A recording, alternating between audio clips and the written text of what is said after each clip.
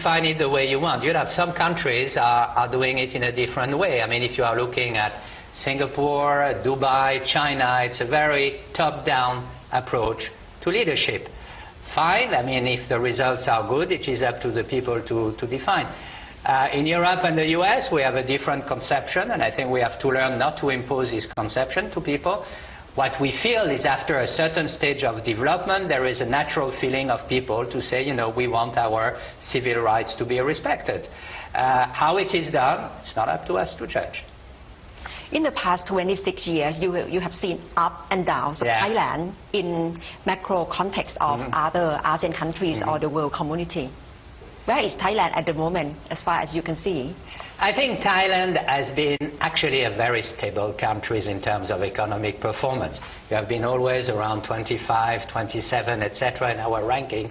And I think that Thailand could have probably done more in exploiting its connection with the Asian market, with China. Japan, you are doing pretty well, but the rest, perhaps not enough, India. And I think that now there is a lot of thinking and orientation saying, yes, Europe and the US is important, but there is also part of the world which are developing quickly and where Thailand, you know, could play a major role. And I think this is one of the big challenge and opportunity of the Asian economic community that you will have implemented next year. One of the elements of competitiveness is infrastructure. Yes.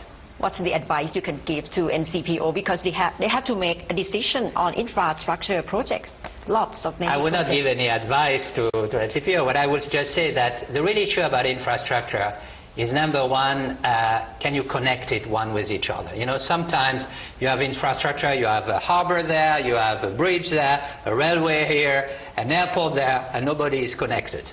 I think the key aspect is what I call logistic. How do you connect infrastructure in order to make it efficient for business?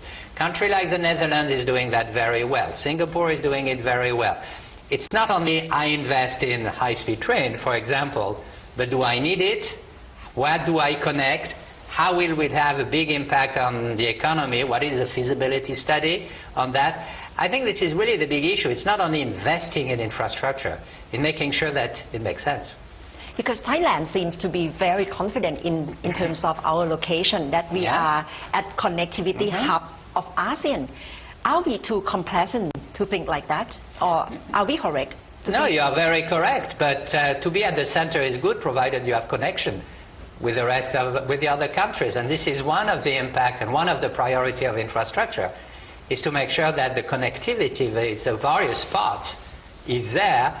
And probably one of the good things of the Asian economic market, and this is one of the points in the blueprint, is to ensure there is much more connectivity, much more linkage between the economy, but also transportation and railways and all those kind of things. This is important.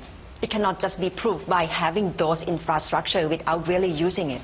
Exactly. I mean, I have seen too many countries where, you know, there is a bridge somewhere, but nothing goes to the bridge, and after the bridge it doesn't go anywhere, you know, but still a bridge, which is very nice. So I think that the name of the game is to make sure that it is efficient for the economy and it is supporting a real need.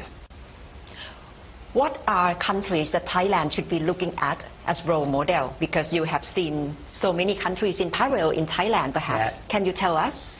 Role model as what, in terms of which field? In terms of competitiveness, political stability. I think that the name of the game is a bit like a menu à la carte. I mean, you have to benchmark with various countries of